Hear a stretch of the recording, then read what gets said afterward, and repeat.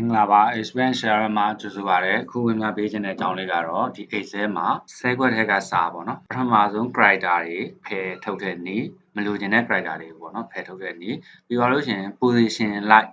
ဖယ်ထုတ်တဲ့နည်းမလိုချင်တဲ့ character ကိုဘယ်ကနေဘယ်အထိ position လေးပေးပြီးတော့ဘယ်နှလုံးမြောက်ကနေဘယ်နှလုံးမြောက်ထိဖယ်ထုတ်မယ်ဆိုတဲ့ပုံစံလေးပဲပြီးတော့လို့ရှိရင်သူ့ရဲ့ keyword တစ်ခုခုရဲ့နောက်ကဥစ္စာတွေအကုန်လုံးဖယ်ထုတ်မယ်ဒါမျိုးပုံစံလေးတွေကိုဝင်ပြပေးခြင်းပါတယ်အဲ့တော့ကျွန်တော်တစ်ချက်ကြည့်လိုက်မယ်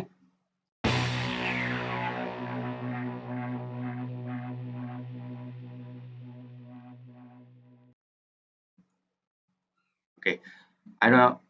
ကျွန်တော်ပထမဆုံးဒီ first character ဆိုတဲ့ sheet လေးကိုတစ်ချက်နှိပ်ပြီးတော့သွားလိုက်မယ် Okay ဒီမှာကျွန်တော်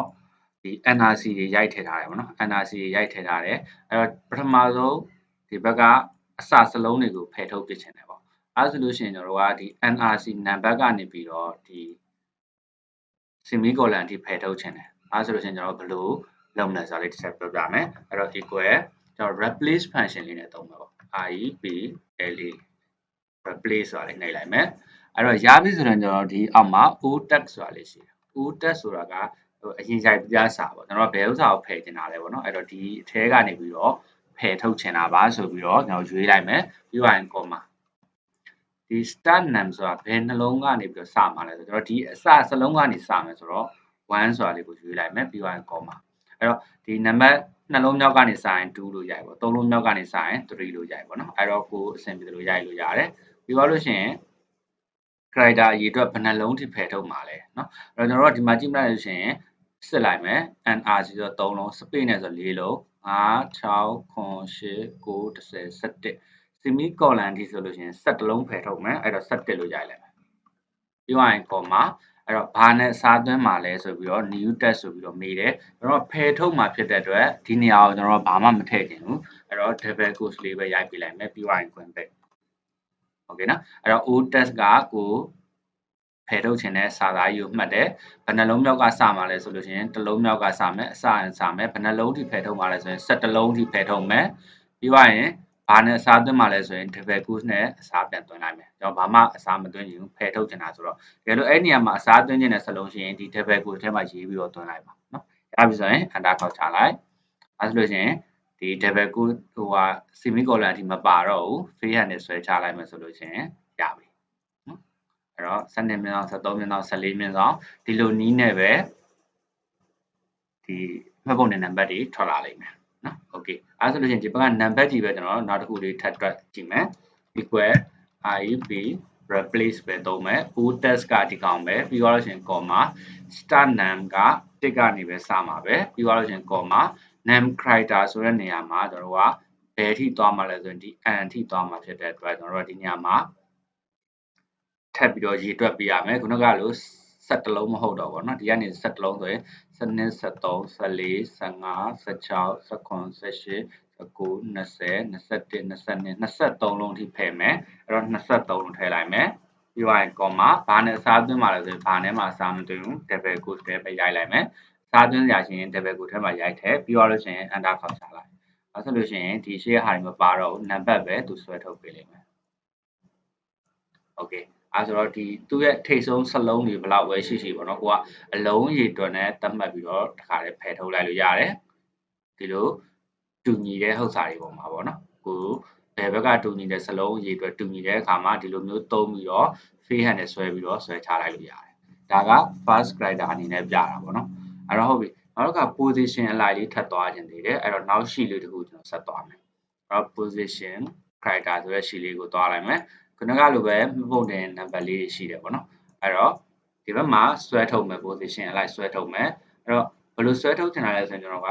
NRC နံပါတ်ဆွဲထုတ်ချင်တယ်ပြီးသွားရင်1 2 3 4 5 6ဆိုတာလေးထိဆွဲထုတ်ချင်တယ်အဲ့တော့ဒီ12ကနေပြီးတော့12မြင်းဆောင်ကာမတာ9ဒီအထိကိုကျွန်တော်က replace လုပ်လိုက်မယ် okay အဲ့တော့တွက်ကြည့်မယ် equal ip replace ဒါ position အလိုက်ပေါ့နော်ဘယ် position ကနေစပြီးတော့သွားမှာလဲဆွဲထုတ်မှာလဲ replace လုပ်မှာလဲဆိုရင်ကျွန်တော်တို့ကဒီ o test ကိုရင်မှတ်လိုက်မယ် start name မှာဘယ်ကနေစဆွဲထုတ်မလဲဆိုရင်ဒီကနေပြီးတော့ number ထိဒီထိသွားတယ်17ပေါ့နော်အဲ့တော့17 12ကနေပြီးတော့စပြီးဆွဲထုတ်မယ်ဘာလို့ဆို semicolon ဒီက17 1ကနေပြီးတော့ဆွဲထုတ်မှာဖြစ်တဲ့အတွက်အဲ့တော့12ဆိုတာလေးရလိုက်မယ်ပြောရရင် comma ဟုတ်ပြီဘယ်ထိဖယ်ချင်တာလဲဒီ12ကနေပြီးတော့ဒီ n နောက်ဆုံးအထိကိုဖယ်ချင်တာဆိုတော့ကျွန်တော်ကစစ်ကြည့်လိုက်မယ်12နော်အဲ့တော့ပြောရရင်1 2 3 4 5 6 7 8 9 10 11 12 12လုံးထိထပ်ဖယ်ခြင်းနဲ့နောက်ထပ် non character က12လုံးထိဖယ်ခြင်းနဲ့ပြောရရင် comma အဲ့ဒီဘာနဲ့အစားသွင်းမှာလဲဘာနဲ့မှမသွင်းဘူးနော် okay အဲ့တော့ကျွန်တော်ကဒီ semicolon လေးဘေးမှာ space လေးလိုချင်သေးတော့ဒီထဲမှာ space လေးတစ်ခုချလိုက်မယ် table quotes ထဲမှာ space လေးချလိုက်မယ်ပြီးတော့လို့ရှိရင်တော့ခွင်ပိတ်လိုက်မယ်ပြောရရင် enter ခေါက်ချလိုက်အဲ့ဒါဆိုရင်ကျွန်တော်လိုချင်တဲ့ NRC number ဆိုပြီးတော့1 2 3 4 5 6ဒီလိုနည်းနဲ့ရလိုက်မယ်ဘေးရတဲ့ဆွဲချလိုက်မယ်ဆိုရင်သူရဲ့ NRC number နဲ့3 4 5 6 9 8ဒီလိုပုံစံမျိုးနဲ့ position မှာမူတည်ပြီးတော့လည်း position အလိုက်လေးဆွဲထုတ်သွားလို့ရပါတယ် okay အဲ့တော့ဒီဘက်က NRC number ဆိုတာတွေကိုဆွဲထုတ်ပြီးတော့စနစ်မြင်ဆောင်ကနေပြီးတော့ပဲပေါ်ခြင်းနဲ့အဲဆိုလို့ရှိရင်တော့ equal IEP replace ကိုသွားတယ် O dash comma start number 1ကနေပဲပြန်စလိုက်မယ်ဘယ်ထိဆွဲထုတ်မယ်ဆိုရင်17ထိဆွဲထုတ်ပါမယ်လို့ပြောလိုက်မယ်ပြီးရင် comma new dash မှာဘာမှမရိုက်တော့ဘူးခွင်းပိတ်လိုက်မယ်ပြီးရင် enter ခေါက်ချလိုက်ဒါဆိုလို့ရှိရင်တော့ဒီစနစ်မြင်ဆောင်13မြင်ဆောင်14မြင်ဆောင်ဒီကနေပြီးတော့ဆွဲထုတ်လို့ရပါတယ် okay ဒါကဒီ position အလိုက်ပါเนาะကိုမလိုချင်တဲ့ position ကိုဖယ်ထုတ်တဲ့ပုံစံလေးပါမလိုချင်တဲ့ position ကိုဘယ်စမှတ်စစလုံးဘယ်နှလုံးမြောက်ကနေပြီးတော့ဘယ်နှလုံးမြောက်ထိကို replace လုပ်မှာလဲပေါ့เนาะအဲ့လိုမျိုးသွားလို့ရပါတယ်အဲ့တော့ double quotes ထဲမှာကကိုပေါ်ချင်တဲ့စာသားရိုက်ထည့်ပါတကယ်လို့ဘာမှမပေါ်ချင်ဘူးဆိုရင် double quote ပူပြီးတော့ရိုက်လိုက်ပါ space ချားနေတယ်ဆိုရင် double quotes ထဲမှာ space လေးချားလိုက်ပါ okay ဟုတ်ပြီအဲ့တော့ကျွန်တော်နောက်တစ်ခုဟိုပါပေါ့ဥပမာဒီမြင်းဆောင်ရဲ့နောက်ကဟာဖယ်ခြင်းတယ်ဒါမျိုးသွားခြင်းတယ်ဆိုရင်ကျွန်တော်တို့ကဒီ specific character ဆိုတာလေးကိုကျွန်တော်ဆက်ပြီးတော့သွားမယ်အဲ့တော့ဒီ sheet လေးကိုနှိပ်လိုက်မယ်အဲ့တော့ဟုတ်ပြီကျွန်တော်ကဒီမှာကြည့်မယ်ဆိုလို့ရှိရင်ခုနကလိုစနစ်မြင်းဆောင်ကနေပြီးဆွဲထုတ်ခြင်းတယ်ဒီဥစ္စာကိုလည်း73မြင်းဆောင်ကနေဆွဲထုတ်ခြင်းတယ်ဒါပေမဲ့အဲ့မှာဘာပြဿနာရှိလဲဆိုတော့ဒီဥစ္စာ NRC number ဆိုတာက17လုံးရှိတယ်ဒီ NRC number ကြတော့အတူပေါ်ရေးထားတော့17လုံးမြောက်ကဆွဲထုတ်လို့မရဘူးအဲ့ကြရင်တစ်ခုချင်းစီလိုက်ဆွဲထုတ်နေရတယ်အဲ့လိုမျိုးမဆွဲထုတ်ချင်ကျွန်တော်ဘယ်လိုသတ်မှတ်ပြီးထုတ်ချင်လဲဆိုရင်ဒီ semicolon တွေရဲ့နောက်ကဟာတွေကိုဆွဲထုတ်မယ်အရှိရဟာတွေကိုဖယ်ပလိုက်မယ်အဲ့လိုဆွဲထုတ်ချင်တယ်အဲ့ဆိုလို့ရှိရင်တော့ကျွန်တော်တို့ကဒီသူ့ရဲ့သတ်မှတ် keyword ကနောက်ကဟာတွေပဲဆွဲထုတ်မယ်သတ်မှတ် keyword ရဲ့ကိုမူတည်ပြီးတော့ဆွဲထုတ်မယ်အဲ့ဒါမျိုးဆိုလို့ရှိရင်ကျွန်တော်တို့ဘယ်လိုတွက်မလဲဆိုရင် equal IEP LAC replace ပြီးတော့ရှင် O text မှာ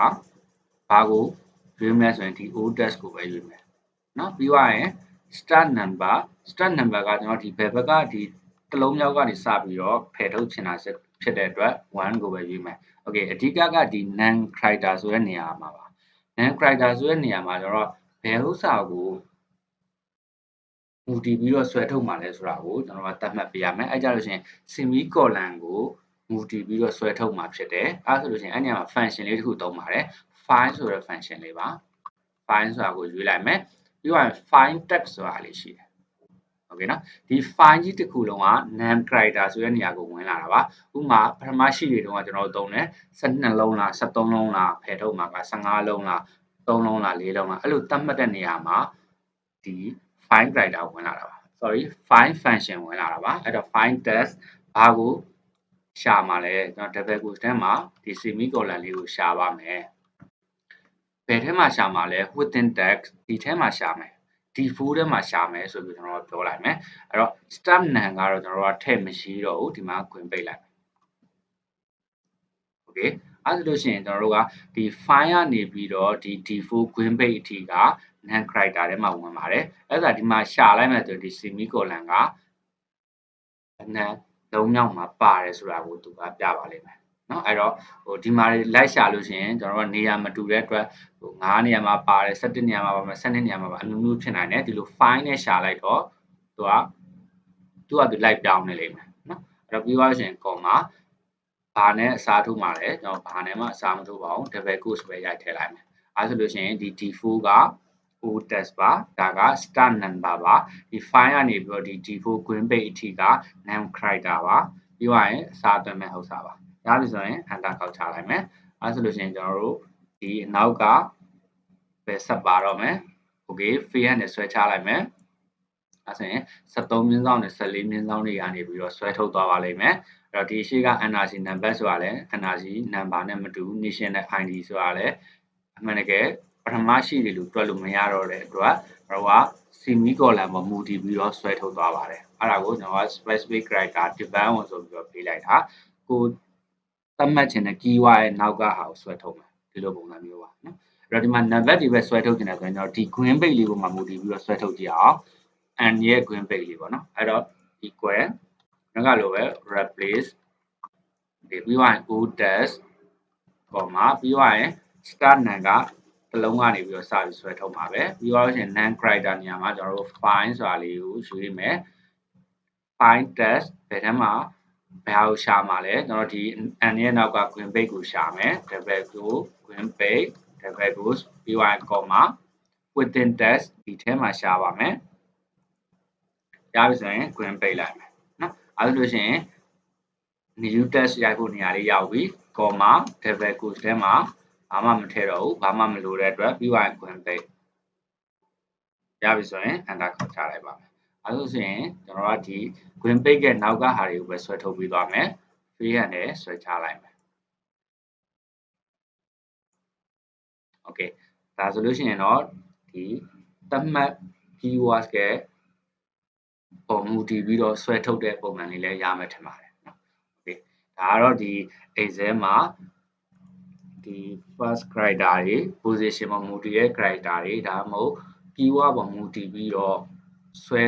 ပြီးတော့ထုတ်ချင်တာဒါမှမဟုတ်လို့ရှိရင် replace လုပ်ချင်တဲ့ character တွေကို replace function သုံးပြီးတော့ဝင်ပြပေးခဲ့တာဖြစ်ပါတယ်ဒီ Excel lesson file လေးလိုချင်တော့ description ထဲက link မှာ download ယူလို့ရပါတယ်ဒီ video လေးကိုကြိုက်နေတဲ့ရင်တော့ like and share လည်းလုပ်ပေးနိုင်ပါတယ် subscribe လုပ်ရသေးရင်လည်း subscribe လုပ်ပြီးတော့ notif လေးမှာ get all ဆိုတာလေးကိုနှိပ်ပြီးတော့အသစ်တင်တိုင်း video ကြည့်လို့ရပါတယ်ကြည့်ရှုပေးတဲ့အတွက် thank you ပါကျေးဇူးတင်ပါတယ်ကြည့်ရှုပေးတဲ့အတွက်ကျေးဇူးပါ comment မှာလည်းမှတ်ချက်ရေးခဲ့နိုင်ပါတယ် like and subscribe လည်းလုပ်ပေးခဲ့ပါဦး thank you ပါ